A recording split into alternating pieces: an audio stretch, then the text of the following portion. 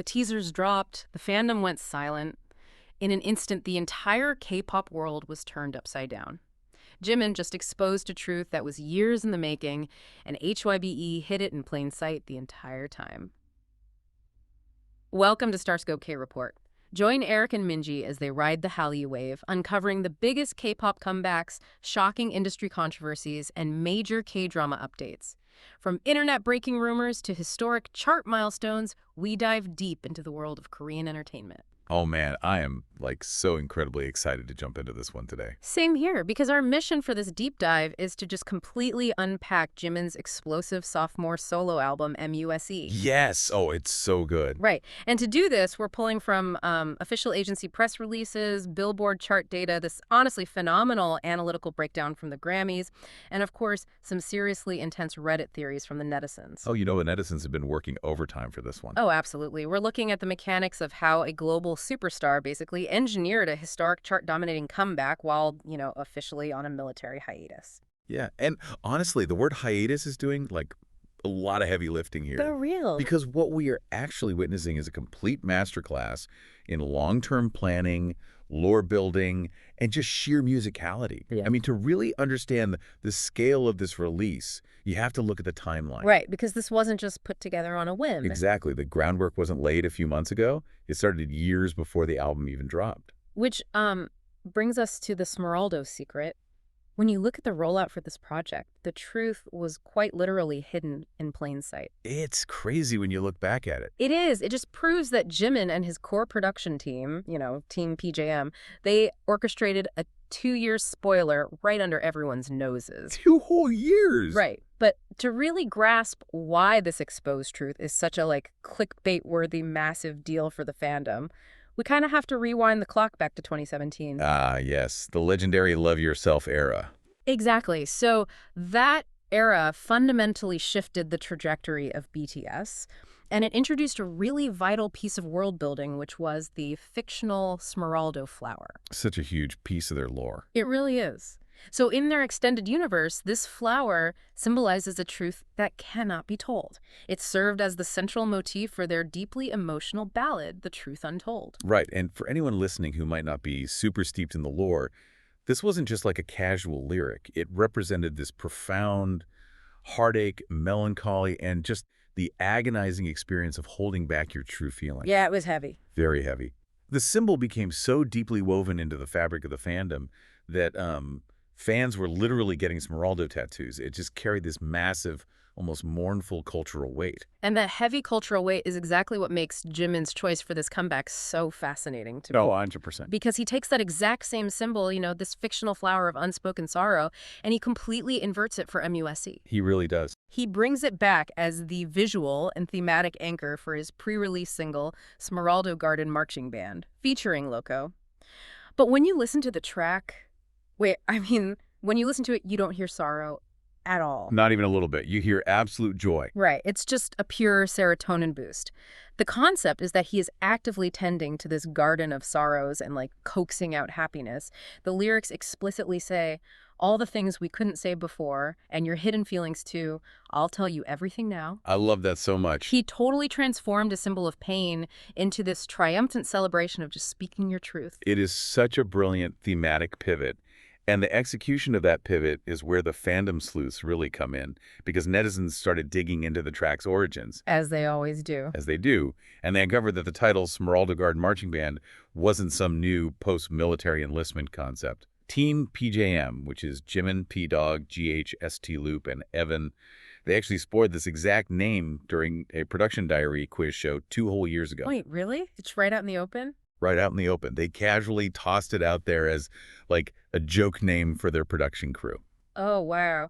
And not only that, but eagle-eyed fans noticed that producers Tommy Brown and Mr. Franks, who are credited on the track, were actually pictured in the studio with Jimin during that exact same time period. Yes.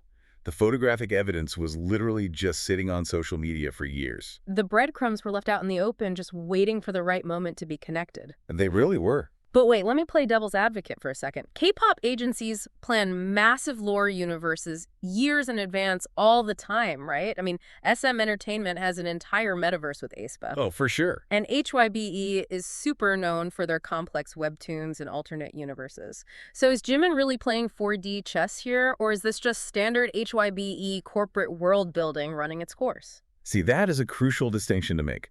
What separates this from standard corporate world building is the deeply personal origin of the lore. Okay, how so? Well, usually agency-driven lore is handed down from, like, a creative director. It can sometimes feel a bit clinical or manufactured, you know. Like a boardroom decision. Exactly. But this originated as an inside joke among friends in a recording studio. Jimin and his producers had this shared, organic, creative moment, and they just decided to plant it as a seed.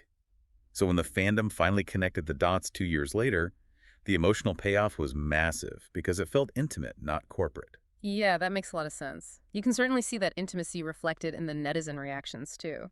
K-nets and international fans alike are just obsessing over the visual aesthetic. Oh, the visuals are everything. They really are. The track has this bouncing brass hip-hop hybrid beat, and the visuals are giving off Major Street Pepper's Lonely Hearts Club Band, or even like My Chemical Romance's The Black Parade vintage vibes. Yes. When the previews for the physical album packaging dropped, fans were just swooning over the retro cassette tape designs. It's a meticulously crafted visual universe. It totally taps into a very specific type of nostalgia, blending grand theatricality with that analog warmth. But you know what? The Smeraldo lore is just the opening act. Oh, we're just getting started. We still have to talk about who he secretly collaborated with next, and the hidden fan theory behind the album's name that will honestly break your heart. Oh, I can't wait to get into that. So if the Smeraldo lore is the visual anchor for this era, how does that actually translate into the sound and the narrative of the main album? Let's break down the tracks. So MUSE is a 7-track project, and it operates as a bold exploration of love, delivering pure main pop boy energy. Main pop boy. I love that. It's so accurate. If you look back at his first solo album, Face E, the overarching theme was about confronting inner demons. It was dark. It was about looking in the mirror and wrestling with identity. It was very introspective. Very. But MUS completely flips the camera around. He is looking outward, asking the universe, who is my heart waiting for? Yeah, the tonal shift is huge. It really is. We get tracks like Rebirth, the cinematic interlude Showtime, Slow Dance, Be Mine, and of course the focus track Who. And the behind-the-scenes recording footage we got from New York is just incredible. Oh, the New York vlog was top tier. So good. We see Jimin with these stunning blonde hair visuals, working intimately through the creative process, meeting up with Loco, and there's this fantastic clip of him playing the track early for Jimmy Fallon. That Fallon clip really highlights the global industry relationships he has cultivated. They have such a fun dynamic. They really do.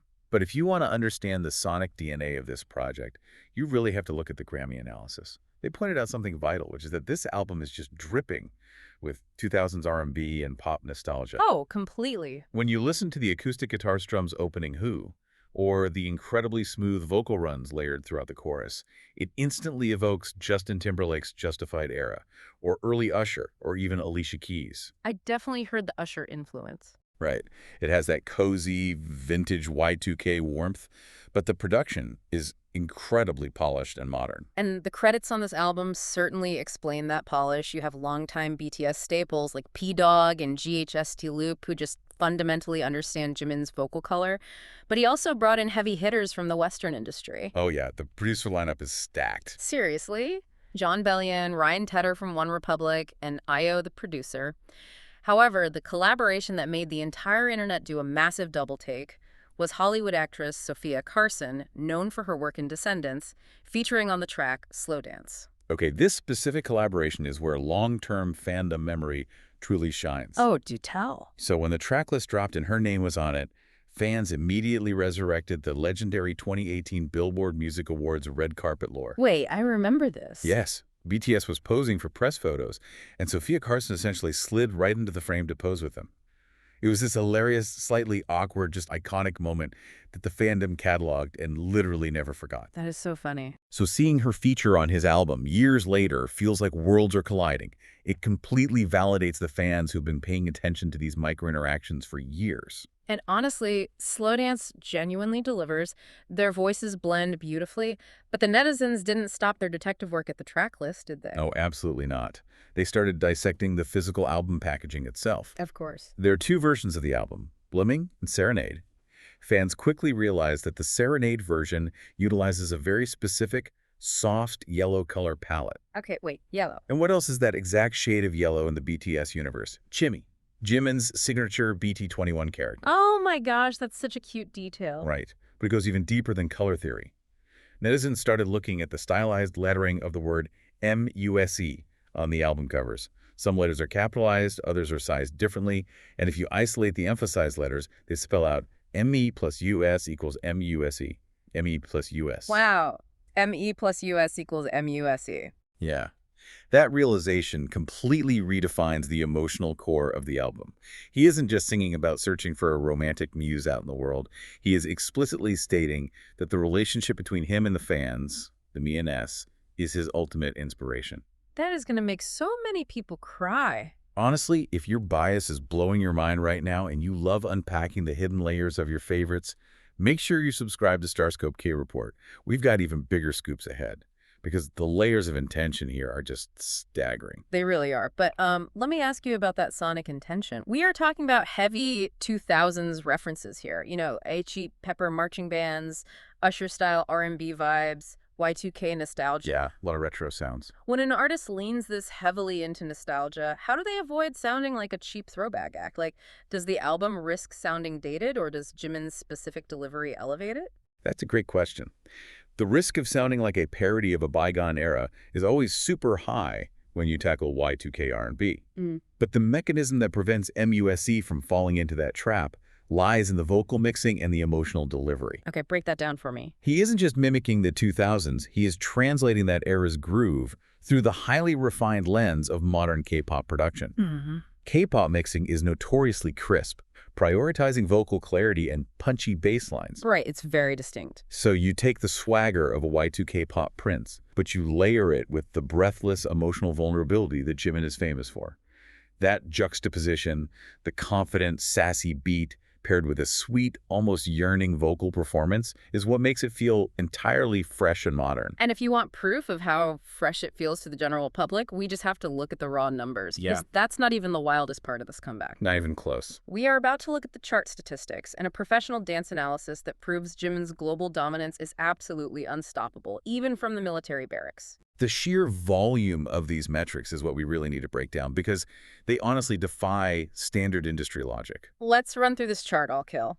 So, the Focus track, who debuted at number 14 on the US Billboard Hot 100, which marks his 6th solo entry on that highly competitive chart. Amazing. It hit number 1 on Spotify's daily global charts. The album MUSE debuted at number 2 on the Billboard 200, moving 96,000 equivalent album units in the United States. That's massive. Right. And domestically, back in South Korea, Yeah. it debuted at number 2 on the Circle album chart with over 771,000 copies sold in just its first week. I mean, how do you achieve that kind of market saturation when the artist isn't even legally allowed to promote the album? It's unheard of. Exactly. He achieved this with almost zero traditional promotion. Yeah. If you follow K-pop, you know how a standard comeback works. It is a grueling 2 to 3 week cycle of domestic music shows like Inkigayo and Music Bank. It's exhausting. It means waking up at 3 a.m. for dry rehearsals, doing endless fan sign events, and just exhausting press junkets. Jimin did none of that.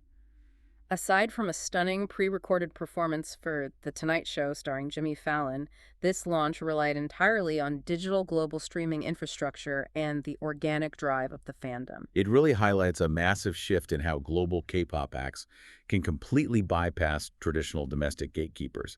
But, you know, the success isn't just algorithmic. It is heavily tied to the visual execution. Oh, the performance videos. Yeah, the music video and the dance practice for Who are cinematic achievements in their own right.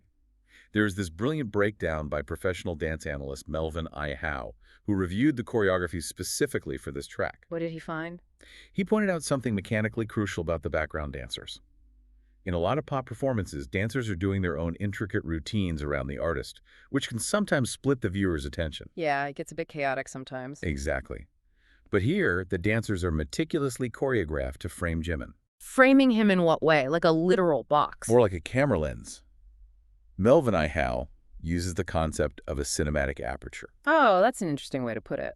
Think about how a camera aperture works mechanically. It opens and closes to control the light, creating a depth of field that forces your eye to focus purely on the main subject while blurring the periphery. Right, right. The dancers in Hanya, who operate the exact same way. They move in waves, expanding and contracting around Jimin, physically pushing the viewer's eye back to his center. They don't pull focus or steal the spotlight. They act as a living, breathing lens that enhances his artistry, drawing all eyes to his magnetic performance without distracting from the narrative. That level of choreographic discipline is just incredible. And, watching this unfold, I can't help but look at the broader industry landscape. Oh, the landscape is changing. It really is. We just watched RM drop a critically acclaimed alternative jazz and hip-hop album. We watched the Maknae Jungkook dominate global pop radio with a massive solo run. And now Jimin is pulling these historic numbers. They're on a whole different level. Are we witnessing a complete rewrite of the K-pop industry playbook regarding how male idols handle their mandatory military service?